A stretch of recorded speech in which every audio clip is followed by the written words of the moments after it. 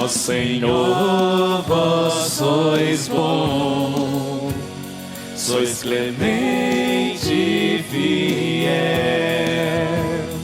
Ó Senhor, vós sois bom, sois clemente e fiel. O mesmo tom pode continuar, por favor, Augusto. Queridos filhos e filhas da igreja, vamos começar com uma pergunta básica. Qual é mesmo o livro que nós lemos na primeira leitura? Muito bom, sabedoria, né? Pois bem, talvez pouca gente saiba que entre os livros do Antigo Testamento, né, são tantos, né, o livro de sabedoria foi o último cronologicamente a ser escrito. O autor do livro de sabedoria foi um sábio judeu de Alexandria. Alexandria, como sabemos, no Egito, lá que tem a biblioteca mais célebre da história, né? A biblioteca de Alexandria, que pertenceu a Ptolomeu, né? Então, um sábio judeu da Alexandria, no Egito, foi que, inspirado pelo Espírito Santo, escreveu o livro da sabedoria. E muito provavelmente esse sábio judeu estava vivo quando o nosso Senhor Jesus Cristo era um bebê.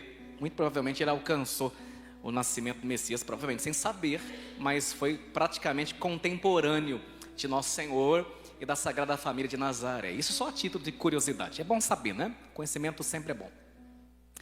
Na época desse sábio escritor, a maioria dos israelitas, esse contexto, Sitzenleben, é importante para nós. A maioria dos israelitas não estavam morando na terra, ou seja, na Palestina. Você sabe que na história dos judeus teve muitas diásporas, isso é, muitas dispersões. E a maioria dos judeus tinha emigrado, portanto, para o exterior, de maneira inclusive forçada, né? Esses israelitas tinham dois grupos. Alguns que estavam dispersos pelo mundo tinham prosperado bastante com profissões rendosas, né, lucrativas. Mas para variar, alguns se enriqueceram. Mas a maioria esmagadora, que estava dispersa pelo mundo conhecido da época, estava vivendo grandes dificuldades econômicas, passando por privações, inclusive por humilhações muito grandes. E essa turma que estava passando por humilhação e provação, por pobreza, por miséria, que tanto sofria e tentava manter a fé em Deus, não obstante as dificuldades, essa turma começou a se perguntar, como porventura você já deve ter se perguntado alguma vez na sua vida. Eles fizeram as seguintes perguntas para Deus: por que nós, embora sejamos fiéis a Deus, procuramos fazer tudo certinho, manter nossa fé, manter nossa religião? Por que nós somos tão humilhados? Por que estamos sofrendo tanto ao passo que a turma da bagunça, a turma do bebê cair e levantar, que eram chamados na época, quem não sabe, de idólatras, essa turma parece que está indo de vento em polpa? O que está acontecendo, Senhor? Porque parece que o mal nesse mundo prospera. E aí outras perguntas começaram a surgir, até desafiadoras em relação a Deus. Começaram a perguntar, por que Deus não intervém para pôr um pouco de ordem nessa bagunça? Por que Deus permite tantas injustiças? E outros foram um pouquinho mais também, quase que pecaram contra Deus. Perguntaram assim: será que Deus perdeu sua força? E aí tem uma pergunta na Bíblia, quem lê a Bíblia sabe. A mão de Deus parece que não é mais a mesma? Está mudada? Essas perguntas muitos de nós com certeza já fizemos. Ao ver a balbúrdia, a zona que vira esse STF, né? A bagunça em Brasília, os pobres sendo massacrados violentamente e todo mundo fingindo que nada está acontecendo. Às vezes a gente fala assim, Senhor, às vezes a gente vê alguns pecando falando assim, sorta uma bomba lá em Brasília, né? O livro de sabedoria, bem como toda a liturgia de hoje, nos responde de forma muito clara e evidente estas perguntas. Essa é a introdução. Vamos para o desenvolvimento. Primeira coisa, os homens, quando eu digo homens, seres humanos, costumam usar a própria força para incutir medo nos outros homens, a fim de subjugá-los, e assim forçam os outros à obediência e ao respeito, e geralmente no nosso mundo de forma bélica. Por isso os países se armam nuclearmente, para tentar impor o respeito, a obediência pela força.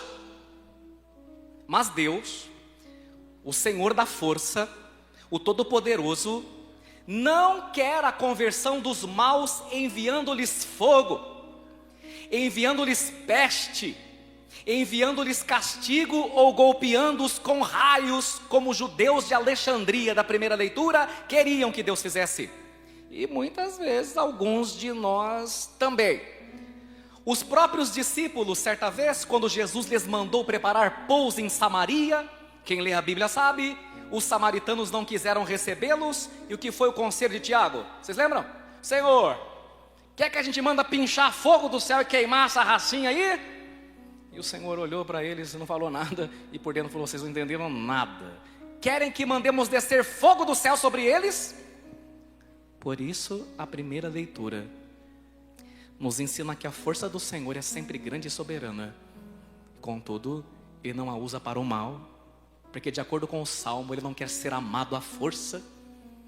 E como dizia o filósofo Leibniz, não se ama por decreto. Deus quer ser amado e servido na liberdade. E por isso nós cantamos, ó Senhor, vós sois bom, que mais? Sois clemente, que mais? E fiel. Uma das coisas que me deixa assim enrubescido, né? É o fato de saber que a Sagrada Escritura diz assim, fale com o Padre. Se nós formos infiéis, Deus porém permanece fiel, pois não pode negar-se a si mesmo. Uma das coisas que deveria fazer a gente corar de vergonha é saber que embora nós tenhamos uma infidelidade, né? Às vezes a gente é sem vergonha, a gente não persevera nos mandamentos e o amor de Deus não muda, porque a tua infidelidade, a minha infidelidade não anula a fidelidade do Senhor. Isso é bonito demais, isso deveria fazer a gente se empenhar ainda mais em amá-lo acima de todas as coisas. É esse Deus que sabe esperar. Os empregados do Evangelho que nós acabamos de ouvir têm pressa para arrancar o joio logo, vamos separar. E às vezes nós temos essa tentação de separar na paróquia os bons dos maus, de separar no nosso bairro os que prestam dos que não prestam. E Deus está dizendo assim, calma empregados, calma servos, vamos esperar, vamos deixar um e outro crescer, vamos dar oportunidade, no final a gente vê, porque eu sou misericordioso e paciente. Hoje eu partilhava com o Padre Jean, que está lá na Ilha do Marajó, fazendo missão, né, com as pessoas ali, ribeirinhas, e partilhava essa homilia com ele, e dizia que esse versículo da primeira leitura sempre me emociona, porque ele lembra a minha infância. Abre aí, primeira leitura, versículo 18. Estava hoje conversando com o Padre Jean agora de tarde, versículo 18. Eu vou explicar para vocês isso aqui de uma forma que você vai entender. Eu vou começar, quer ver? No entanto, falando para Deus, né? Dominando tua própria força, julgas com clemência e nos governas com grande consideração. Agora vocês continuam. Pois quando quiseres, está ao teu alcance fazer uso do teu poder. Pode parar. Quando eu era criança, eu gostava como filho único de brincar de lutinha com meu pai. Acho que alguns de vocês, molecada, já andou fazendo isso, né? Mas eu tinha 5, 6 anos de idade, 7. E de vez em quando meu pai e eu brincávamos de queda de braço, né? E eu, como uma criança ingênua, achava que eu estava forte, porque eu ganhava, né? Mas é claro que eu não ganhava. Meu pai deixava eu ganhar, né? Chegou um dia na brincadeira que para me educar, ele botou um pouco da força dele, mas eu não movi 1 milímetro, né? Aquela liga, comecei a tremer. Assim é Deus. É como se Deus brincasse conosco de queda de braço durante a vida, mas como um pai carinhoso e pedagógico, Ele domina a sua força. Porque se Ele usar toda a força dele, nem aqui a gente está mais. Você está entendendo como é Deus? É isso. Esse versículo nos recorda o pai que brinca de queda de braço com seu filho, porém dominando sua própria força, porque sabe que a luta é desigual. Assim é Deus. O carinho, a paciência que Deus tem com o planeta Terra. Quando Ele falou para Noé, Noé, eu vou botar meu arco na nuvem, porque quando vocês olharem meu arco na nuvem, vocês se lembrem que nunca mais eu destruirei a terra, porque eu faço uma aliança com vocês. Este é o nosso Deus. Então, agora eu gostaria que você imaginasse o filho brincando de queda de braço com o pai, e agora você não fala nada, só escuta. No entanto, dominando tua própria força, julgas com clemência e nos governas com grande consideração. Porque quando o Senhor quiser, está a teu alcance fazer uso do teu poder. Só Deus querer, pronto, tudo acaba, tudo termina, acaba a vaidade, acaba a soberba, acaba tudo. Põe um ponto final em tudo, mas é assim que é o nosso Deus. E agora vem umas perguntas. Será que nós somos às vezes como o povo da primeira leitura, ou como os empregados da parábola? Nós não temos por vezes a tentação de nos sentirmos parte de um grupo de justos, que são obrigados a viver num mundo de perversos, mas sem perceber que a perversão muitas vezes está em nós. Detectamos joio no outro, mas não dentro de nós. Será que nós somos sempre trigos? Será que algumas vezes, quando não permitimos que o Espírito haja em nós, nós também não fomos joio?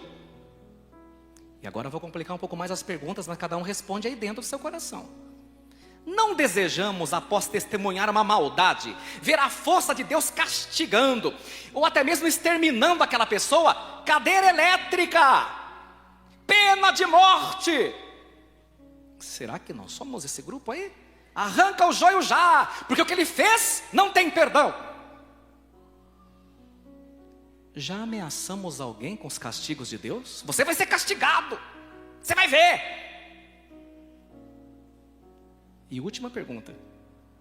Já interpretamos algumas doenças em nós ou no outro como castigos de Deus?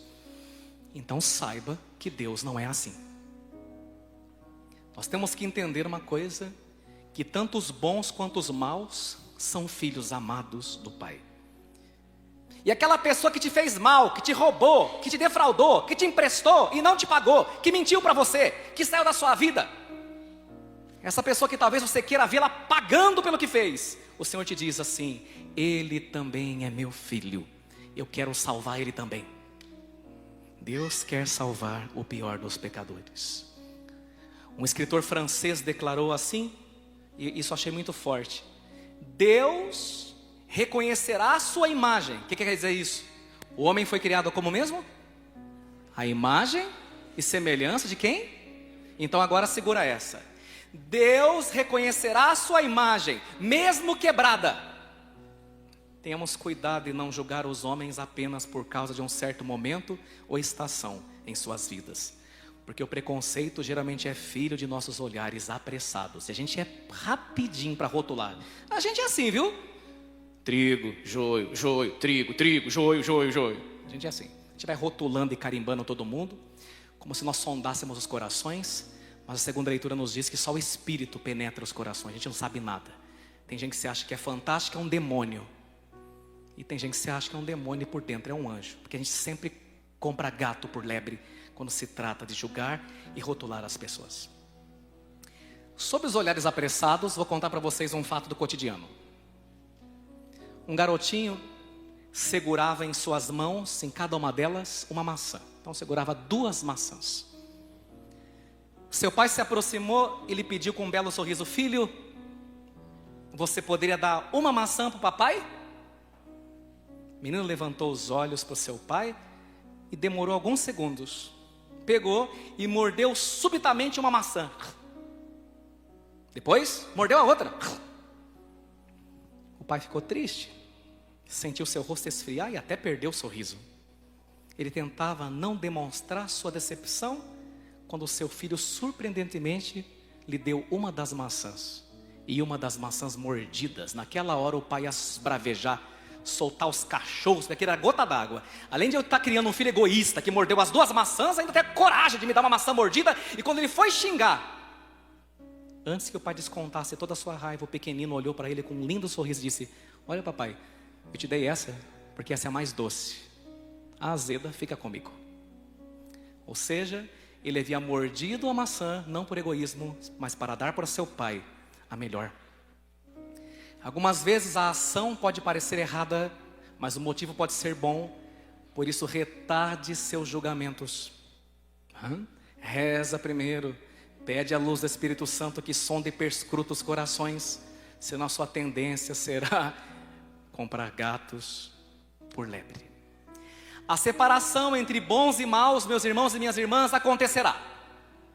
O inferno é real. E o inferno não está fechado. Vamos ser bem sinceros. E a maioria vai para lá. Não sei o que diz, está na palavra. São muitos os que entram pela porta larga e são pouquíssimos que passam pela porta estreita. E o Senhor disse fazer todo o esforço possível para entrar pela porta estreita. Isso é uma realidade, tá? E o joio vai ser juntado em feixes e jogado no fogo. E Jesus falou claro hoje. E ali haverá choro e ranger de dentes. O que é ranger de dentes? Remorso. Isso é real. Só que a separação entre bons e maus acontecerá não agora. Não cabe a você essa tarefa, porque de acordo com a segunda leitura, Romanos 8:26, você não sabe nem rezar, nem pedir como convém, se o Espírito não rezar em você. Sem o Espírito Santo, a gente não sabe nem por onde galinha mija. Não sabe distinguir a mão direita da esquerda. Como é que eu vou saber quem é bom e quem é mal? É muita pretensão. Essa tarefa de julgar as pessoas pertence única e tão somente a Deus. Por isso Santa Madre Teresa de Calcutá dizia, fale comigo, quem sempre julga as pessoas não vai ter tempo para amá-las. Essa vida, Santa Teresinha vai dizer, ela é um sopro. Então meu filho e minha filha ama, ama, ama, até quem não merece, porque não vai dar tempo. Se você começar a julgar as pessoas, você vai morrer e não deu tempo de amar. E se a pessoa não merecer, o problema é dela, porque volta para você. Ainda em relação ao joio, podemos nos questionar ainda. Por que Deus não arranca então já o joio da sua colheita, permitindo que junto aos bons cresçam também muitos maus? Agora eu vou explicar, e não sou eu. Quem vai explicar? Santo Tomás de Aquino, doutor Angélico, por 3 motivos. Primeiro motivo, porque Deus não arranca agora o joio e o trigo. Resposta de Santo Tomás de Aquino. Primeiro, porque convivendo com os maus, os bons podem crescer em virtudes e resistir pacientes à maldade. Eu sei que é difícil engolir essa. Mas quanto pior a pessoa que você convive, melhor. Mais santo você fica e mais rápido. Porque você faz penitência. Agora quando você acha um chato de galocha, o que você quer fazer? Sair correndo, pedir demissão do emprego e trocar de trabalho. Porque você ainda não é santo, não é santa. O santo e a santa convive com o difícil e dá glória a Deus, porque ele experimenta um pouquinho do que Jesus sentiu. O santo, a santa, o chato de galocha, o mala sem alça, mais difícil, te santifica. E é bom para você. E lá no céu você vai agradecer aquela pessoa difícil que entrou na sua vida, que foi por causa dela que você pulou o purgatório. Os casados que estão com dificuldade, fica a dica. 2. Porque para a graça, atenção, porque para a graça há joio que ainda pode tornar-se trigo. E infelizmente também o contrário, é verdade. Tem trigo que aos 45 segundos do tempo vira joio. Ou seja, os maus ainda estão em tempo de convertência a Deus de todo o coração. E disso de Santo Tomás de Aquino, não eu, exemplo vivo, Santo São Paulo Apóstolo, que era assassino de cristãos. Matava cristãos, tinha prazer de matar cristãos. E se torna o evangelizador, dando nome ao estado de São Paulo, onde você está. Porque ele vai dizer que onde abundou o pecado, a graça superabundou. Romanos 5:20. Esse é o segundo motivo. E o terceiro motivo, e último, escreve São Tomás de Aquino, aliqui videntur mali et non sunt. Traduzindo, porque o nosso juízo é muito limitado, por isso tendemos a nos precipitar e temerários a julgar maus os que são bons, arrogando-nos um conhecimento dos corações que é próprio de Deus. Quando você rotula as pessoas, você fala para Deus, Deus, sai daí, sai do trono. E Deus sai. Aí ele fala, sente-se. Aí Deus fala, começa o julgamento. E você começa a julgar. Só que você não conhece os corações, que você não tem esse poder. Abra a segunda leitura para fazer o tira-teima. Cadê? Aliás, não colocaram o folheto aqui hoje? Tem que pôr sempre, hein? Sempre. Que nós temos que ser estudantes da palavra, comer a palavra, se alimentar da palavra. Então veja, todos têm que ter folheto. Veja aí, segunda leitura, versículo 27. Eu vou começar e você vai. E aquele que penetra o íntimo dos corações, agora vai você? Sabe qual é a intenção do Espírito. Então você veja, quem que sabe qual é a intenção do Espírito? Quem? Aquele que penetra o quê? Você e eu conseguimos fazer isso? Então fica quietinho, porque deixa Deus julgar. Não caia nessa tentação, porque você tira Deus do trono dele, certo? E agora vou terminar. Um detalhe que me chama muita atenção é o seguinte: no final, no juízo final, que vai acontecer, o fim do mundo vai ter, viu? A gente pergunta para mim, padre, o mundo vai acabar? Uai! O que você reza no Cristo em Deus Pai? Virá para julgar. Pronto. É o credo católico. Claro que vai acabar. Lógico. Quando? Sei lá eu. Né? Então, no final, na hora da colheita, o trigo, quando chega a hora da colheita, atenção, o trigo tem a cabeça voltada para baixo. Vamos pôr a imagem que eu pedi. Veja aí. Vocês estão vendo aí? Aí vocês estão vendo, o que está cabeça para baixo é trigo. O que está cabeça para cima é o quê? Joio. Vocês perceberam que não tem diferença? Mas agora eu te pergunto, por que o trigo está cabeça para baixo? Alguém sabe me dizer? Porque as espigas do trigo estão cheias. E o joio? Não tem nada, está vazio. Quando o sitiante pega o trigo e faz assim, ó, olha a mão do padre, ó. Sai o quê? Farinha. E quando ele faz assim com o joio, sai o quê? Casca. Só aqui você aprende uma coisa interessante. A pessoa que tem Deus é humilde, porque ela sabe que tudo que ela tem vem do alto, vem de Deus. Por isso o trigo olha para a terra. E a pessoa que não tem Deus, olha lá, empinada. Eu sou melhor que os outros. Eu rezo o terço em latim. É o melhor que todo mundo. Fiz teologia, sei Santo Tomás de Aquino. Sou da missa tridentina. Altiva, orgulhosa, arrogante, prepotente. E ela fala muito, porque no fundo ela é uma pessoa vazia. Porque o amor é muito mais uma coisa que você faz do que uma coisa que você diz. O joio só tem palavra e poucas obras. O trigo não fala nada, porque as suas obras já falam por si. Amém? Ó Senhor, vós sois bom, sois clemente e fiel. Ó Senhor, vós sois bom, sois clemente e fiel. Ó Senhor, vós sois bom. É verdade. Sois clemente e fiel. Vós, Senhor, vós sois bom. Sois clemente e fiel.